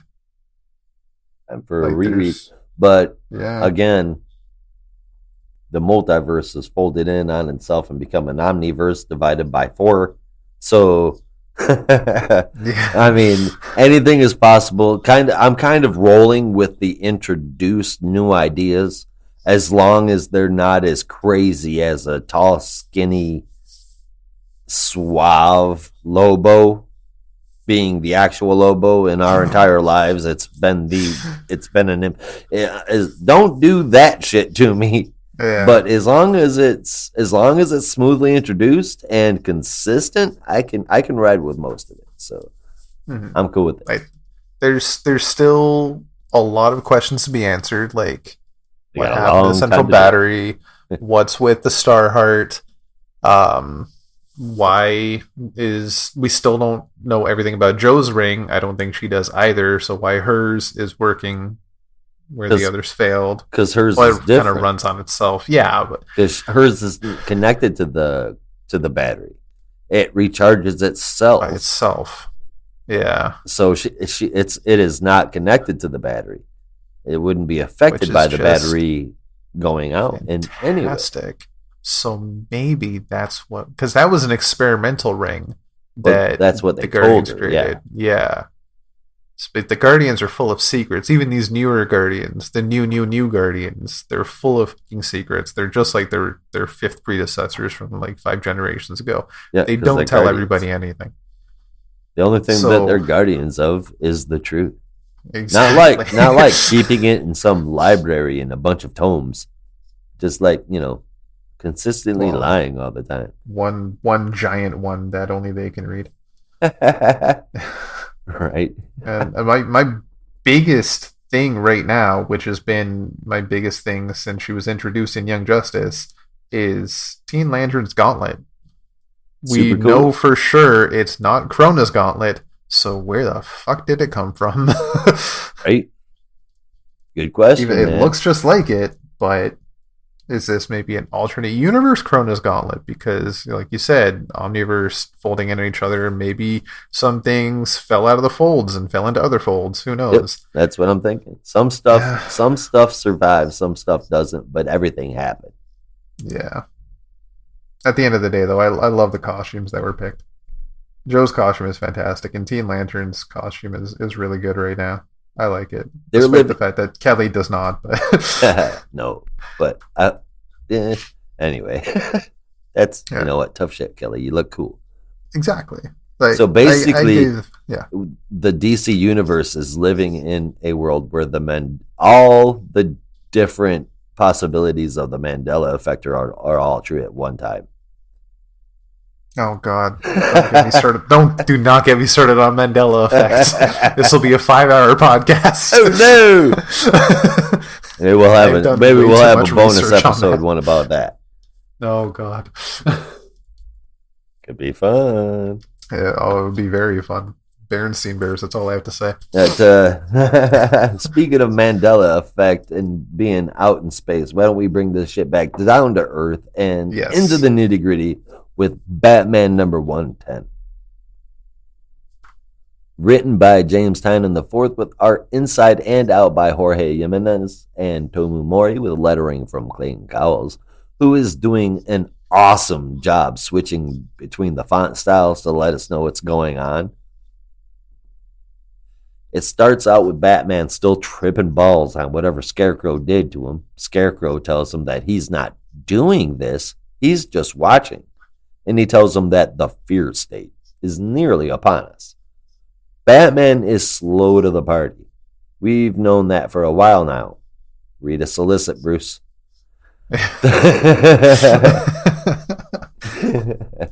The story segues into the fight between Peacekeeper 1 and Batman. And let's face it, Batman is one bad mamma jamma, but if he wouldn't have got off the roof, he would be Bat Jam. If in a very risky maneuver, however, for the both of them, Ghostmaker saves Bruce as he dives from a building. After setting off many explosions in Morse code so that Ghostmaker knew where to be and what to do. I don't give a shit. I'm laughing while I'm saying it, Yeah. and I still ate it up like cotton candy, dude. It's All great. right. While the Bat Fam regroups, Harley finds out the identity of Peacekeeper 1 and tells everyone that as a guard, he was a sadist and always has been, even back when she was a psychiatrist. Speaking of which, PK1 and the Magistrate have gone after the Unsanity Collective when told they don't know how to fight and will surrender completely peacefully. PK1 calls up Simon Sight, says they're resisting, and is granted permission for lethal force. Dude, That bastard. story aside, I know, right? Story aside, as always, with my man Jimenez, give me him on every single comic book, please. This is so damn gorgeous. It's a beautiful. His book. art is mind blowing, and the rumor is that he's amazingly fast at doing this, and that just blows my mind, dude. Hands down, he's my favorite artist. And Tynion is continuing to keep this story interesting and worthy of investment. It is worth the money to buy this book. And there's no argument against that. Period. I have to give this one a 9 out of 10. Yeah, this was an 8.5 for me. I am so excited for Fear State. And I know we've still got so much of the story to go through, but that little tease of Fear State at the beginning was just super exciting. I can't wait. Yeah, it's got to be happening in the future for sure. The whole hallucinations and everything. Oh, yeah. But then it can't be at the same time because he's warning him of the future. So, again, and I haven't been able to tell this the whole fucking run, when are these hallucinations happening? That's not that important to me. I mean, I'll find out eventually, but it's one thing that's just been picking at me the whole damn time. Like, this is what, part 5 of the story? Yeah. So it's got to be coming to a head soon. Like, story arcs aren't usually longer than 6 or 7 parts. Dude, they are shaping the DC universe, I'm telling you. Yeah. This is not going to be a whole bunch of people running all over. There's all these up-and-coming artists that are artists and creative teams that are involved on these side books and the big books. They also all have Joshua Williamson credited with them. Dude is making sure, he's been given carte blanche to make sure that the DC universe stays coherent. And it's him that's kind of shaping it. I don't think he gets a choice in the talent, but I do think he gets a choice in the story and how the characters are used. At least that's according to the articles that I was reading. But in any case, as I was appalled at this decision when I heard this, that he was going to be in the front of Infinite Frontier. But I need to eat my words right now because he is handling this awesome. Oh yeah. Yeah, this is a fun, very fun event they got going on. For the first 7, 8, 9 months of this podcast, I spent asking on there, when is this going to get any better? It finally has. That's all I got to say. And this is proof of it, man. Tynion and Williamson together at the forefront of DC really works for me right now. So solid 9 out of 10.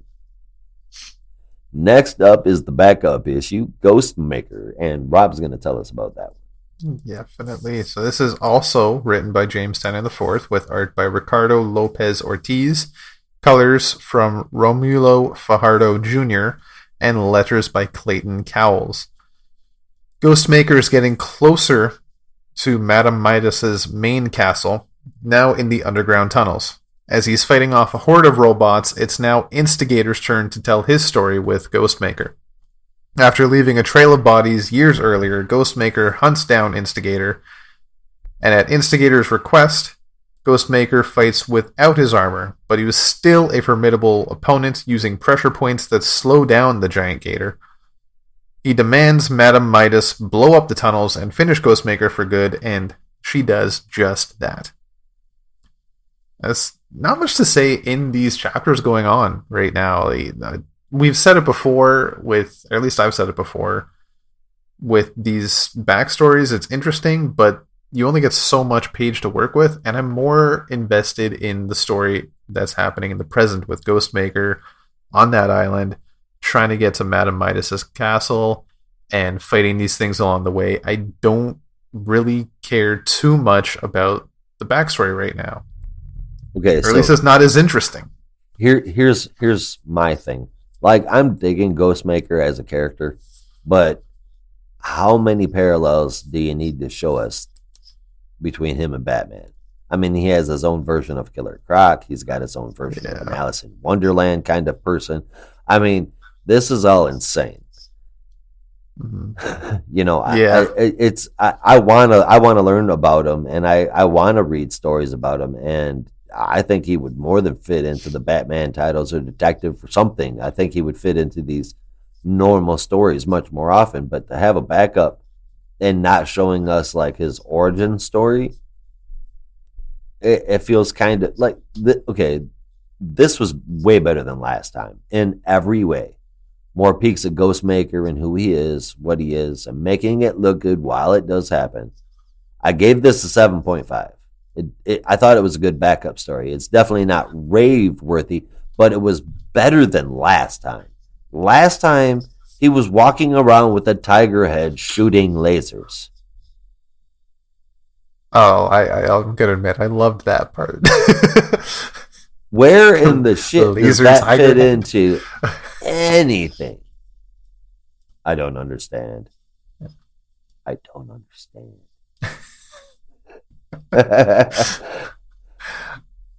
Oh man. But I mean, altogether, like I said, it was way better than last time. I did enjoy the art a whole lot more. I still don't dig the way that the Midas chick is drawn. It's like I feel like Raleigh Rosmo just hops in for that one character that bugs the shit out of me. But other than that, man, I mean, like I said, not bad, not bad. I gave the whole issue with a 7.5 and a 9.5. I've rounded this up to a 9 out of 10. The book as a whole was really good for me. The first part was, a big part of that, and the artist even more so. So that's where I landed with Batman, or at least this one. I'm kind of in the same boat. I gave Ghostmaker a 6. The art was great, but the story just really didn't do it for me this time. And I think we're finally out of villain backstory, so we can finally get to some more interesting content. Wait a minute. Hold on. This story didn't do it for you. No. But the one where he was just walking through a cave shooting people not with the whole tiger story. laser eyes. It's just the tiger laser eyes that I love. It's not the whole story was about the same as all the others. That was just the right level of crazy billionaire that just like I love that one moment. Tiger laser eyes. If you have tiger laser eyes, you are a super villain. Period. Well, yeah, it was, he stole it from Madame Midas anyway, but that's so crazy. Yeah, she's a great villain so far. But yeah, overall, I can give this a 7.25. I'll give it for overall in the book. It is still enjoyable. The art in the main story is fantastic. I'm just the backstory is kind of dragging it down a little bit for me. Yeah, well, fair enough. Again, I mean, I only gave it a 7.5, slightly better than what I considered just a comic book, but that's it for that one. We're going to put it to rest. Next up, we have Batman's Secret Files, The Signal. It says number 1. I imagine it's number 1 of 1.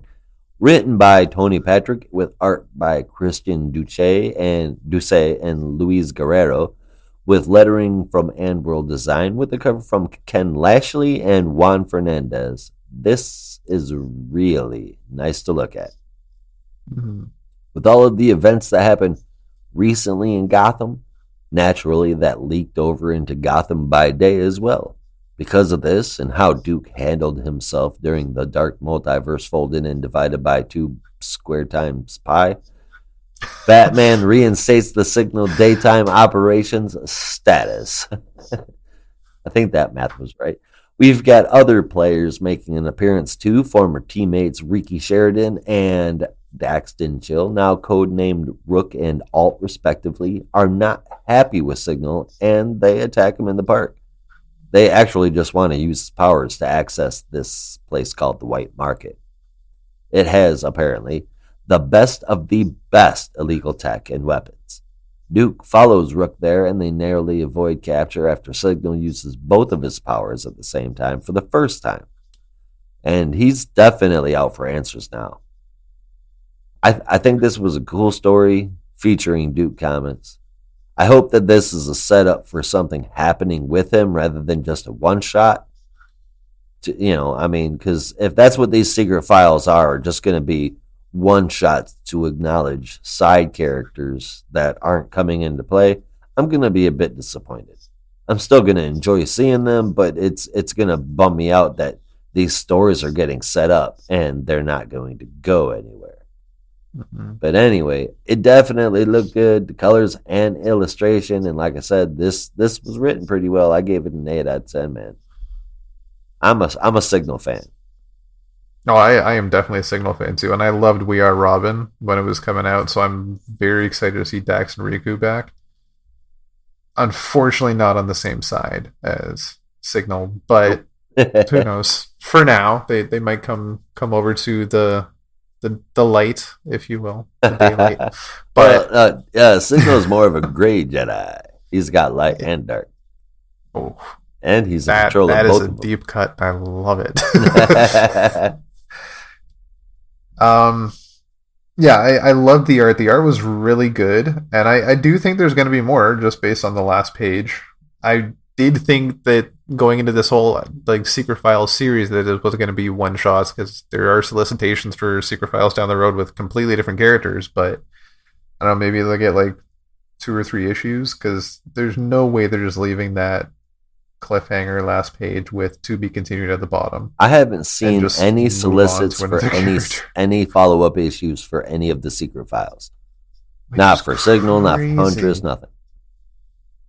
Oh, that's gonna bug me. So that's what I mean. Clearly planning to do something with Signal, but I hope so. And that's what I'm saying. It's gonna piss me off if this just, hey man, what a good story to set this dude up in, but end up not, doing anything with. Yeah. I don't know if they have enough faith in the Signal to give him his own book yet. What do you think? They've tried it. I'm not going to say they tried it a couple times, but they did give him a couple of minis. Yeah. To himself that I think did well, but that's just me. I don't know. We'll see. Maybe maybe they just don't have enough story to give him a full ongoing, and maybe this will be the story they can give him. I mean, look at all the little that Nightwing's doing right now. Yeah. As far as Batman's concerned, the little that everybody else is doing. There's just little brief acknowledgments. They could do the same thing. I mean, Gotham really is a city that lives at night, but there's definitely has to be some stuff going on during the day while Batman's asleep, and especially with all this other shit that's happened, like that's amped up like a whole bunch. Yeah. So this is practically a whole new world to explore, a daytime Gotham, and you've got the perfect character to set it off right, and give him his own series of villains. I don't know. We'll see how it goes. Hopefully they get somewhere. As for this story, though, the art I thought was really good, and I did enjoy the writing, but there were sometimes some bubbles. Maybe it was just editing, or maybe it was just missed, but there were some words missing in some bubbles, and it just, for some parts, it made it a little hard to follow, but I really enjoyed the story. I give this a 7 out of 10. Whoa, give us more. My brain must be one of those ones that just fill the words in, because I didn't even notice that, dude. There was a couple of bubbles. I'm trying to find one now, but I can't because there's so many. Yeah, there is a lot. I'm just I had to reread it a couple of times. I'm like, wait, is there a word missing? Yeah, unless I was just reading it wrong. But well, I'll take a look, because otherwise I'll sit there and wonder. Oh, and speaking of which, that's going to lead us into the last book of the night. Wonder Girl number 2, brought to us by none other than Rob. Before we get into that, just one more thing I wanted to ask you about the Signal. Shoot. And this is something I'm when they brought up that book that was in the white market, did they call it? The white market, yeah. The white, yeah. No, later on, even better than the black market. That's a little weird. Yeah. Just saying, man. I get where you're going with that, with like daytime and light and what, but come on. Call it the light market or some shit. Yeah, I don't know. Yeah. Okay. Anyway, in the daytime market, they had what they later called the Crime Bible, but when I first saw it, I thought it was and I don't remember what they called it in death metal, but like the book that was like telling the story of what's happening in metal and death metal that like Barbatos was keeping. Yeah, I'm not sure what the hell the name of that book was, but it looks just like it, if I'm not mistaken. I want to go double check the artwork, but it seriously looks like it, but now they're calling it just the Crime Bible. But the Crime Bible has been around in the Batman universe for a really long time. Yeah. They're a cult of criminals. Batwoman, excuse me, gets tied up to them a whole lot more often than Batman has in a while. I don't know. I want to look. I'm so excited for that, but I was almost positive that was the book from Death Metal. I don't know. I could be wrong. I probably am. I'm not the writer. Okay.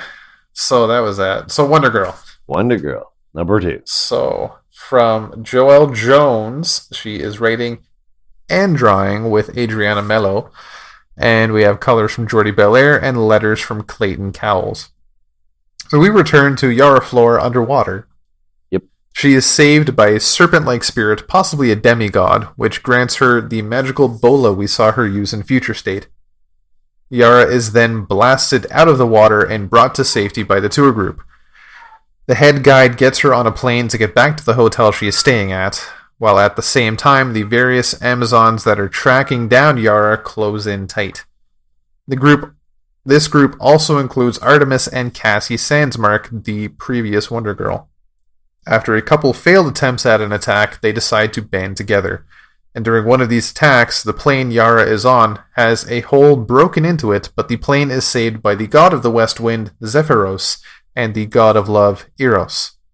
Eros accidentally cuts his hand on an arrowhead, and by the magic of the arrows, he falls deeply and magically in love with Yara Flor. Yeah, Eros is their version of Cupid. Mm-hmm. And that could not have been worse timed. No.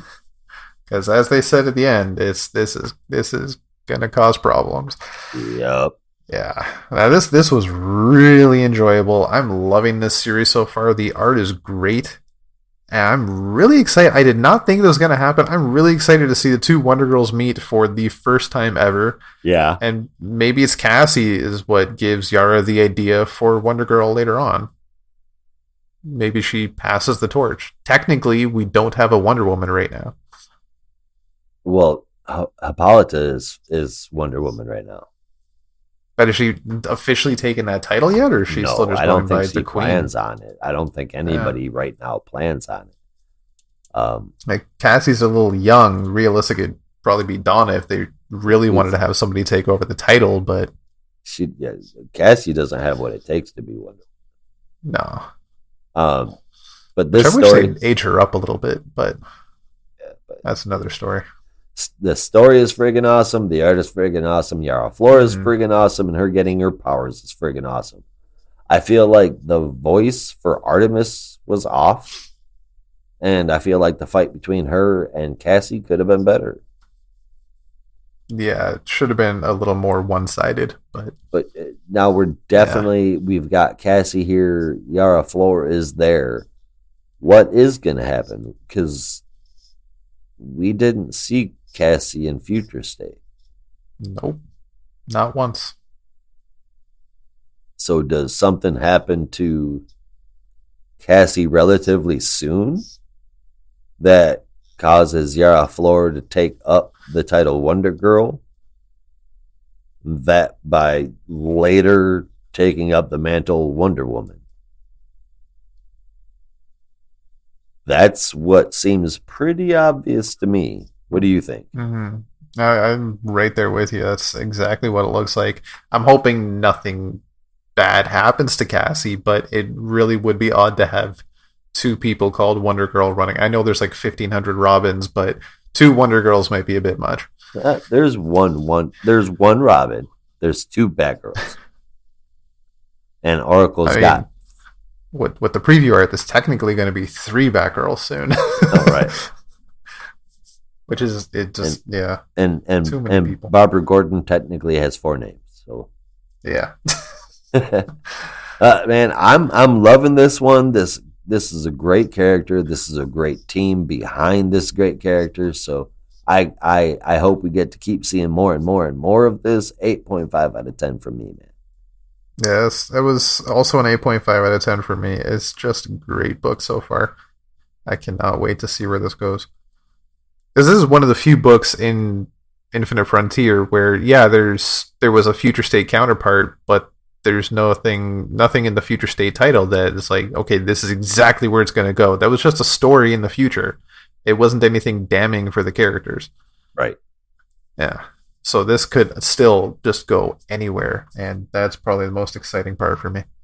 Is the potential for some parts to change and whatnot, but and I'm sure that it inevitably will. Obviously we're gonna hopefully see that, but I think things are gonna definitely get very, very, very close to what we saw in Future State. And nearly every story. But Cassie may still be alive. She may be, tucked away on one of the islands, or who knows where.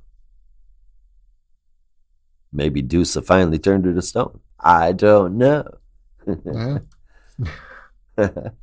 All right, man. Here comes the nicest part of the show. We're going to pick our top 3, our favorite moment, and we're going to tell them to you. Rob's going to go first. What you got for us, Rob? Okay, so at number 3, I was a little surprised at this, and you might be too. For number 3, I had Suicide Squad. Oh, yeah? It was just really enjoyable this week for me. I ate it right up. And I'm really excited to see where this book is going. Very similar to what we just talked about with Wonder Girl, the future state counterpart definitely had some stuff that it's going to go in that direction, but the journey there, who bloody well knows. Right. And if it's going to be one of those books where it's just like jumping around the DC universe and just interacting with all the other books we're reading right now, that's fucking awesome. I think that's great, and I'm enjoying that. I can't wait to see what happens next. Number 2, I had Wonder Girl, like we just talked about. Fantastic book. It is really good, beautiful artwork. Joelle Jones really knows her way with a pencil, both drawing and writing. Oh, yeah. And number 1, can you guess? Green Lantern. Unfortunately not. A little darker than that. Nope. Nice House on the Lake. Of course. Of course. Of course. Oh my god! Like, there's nothing else we can say, or at least nothing else I can say that I haven't already said. I am just gushing about this book anytime I talk about it. It's fantastic. It really is fantastic. It is pretty close to you right there.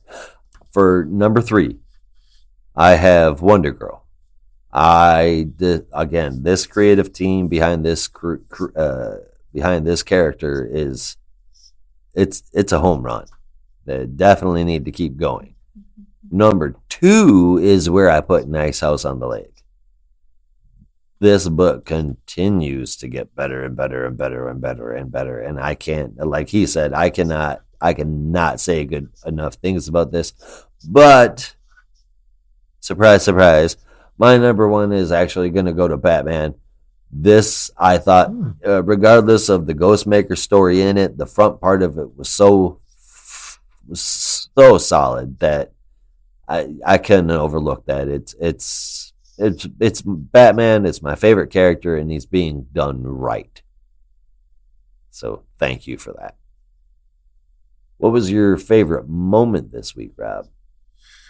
Favorite moments, honestly, is the splash page of the Fear State tease. That was just, when you turn the page and you see that giant ass scarecrow. Yeah. Just, that was exciting. Oh yeah. That was beautifully drawn. Yep. Like usual when Jimenez is in a Batman book, I cannot find a favorite panel. Like, that's intensely hard for me to do. So usually I pick outside the box. And by picking outside of the book. And that gives me when Yara Flora got her powers. When she gets that bolo, I think she's getting her Wonder Woman powers because she says later on, why does she feel this way? Something similar to that. Yeah. So this is where the story starts to get good. And wow, did it look pretty, man. It was done so well. That the whole book, yes, but that scene in particular, the bright yellows and the golds, and I hate yellow as a color personally, but the bright yellows and the golds and against the black, this was beautiful, man. But that was the really nice part of the show. And now for the not so nice part of the show. It's time for Oh, that's nasty. Okay, Rob. Who is your stink nugget this week? Gross. So this time I did have a bit of a coin flip to make. If you're a listener on the Pride podcast, coin flips are everything to me. Indeed. Okay, so it's a little tough. So I had two books that scored very similarly on the low end, but the one I picked scored like ever so slightly higher. But when I looked at the two books between the two stories as an overall, Justice League just got me a little bit more interested in the story, whereas The Conjuring just failed to entertain me a little bit more. So The Conjuring is my biggest stinker this week. I do like a good ghost story sometimes, but this one's just not that scary to me. I don't know. I'm just kind of dull at times. I get you. I understand. Yeah. It's definitely not pull you in great for sure. Yeah. If we do call The Nice House on the Lake a horror book, then The Conjuring isn't even in the same class.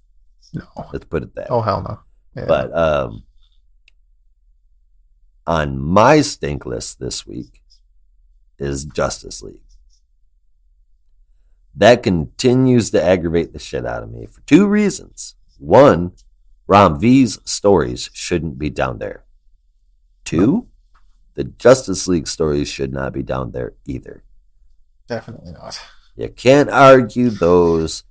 And the only argument I've ever heard against the way Bendis writes is that I am taking comic books too seriously. You know what, dude? I'm 42 years old and I've been reading these things since I was like 7.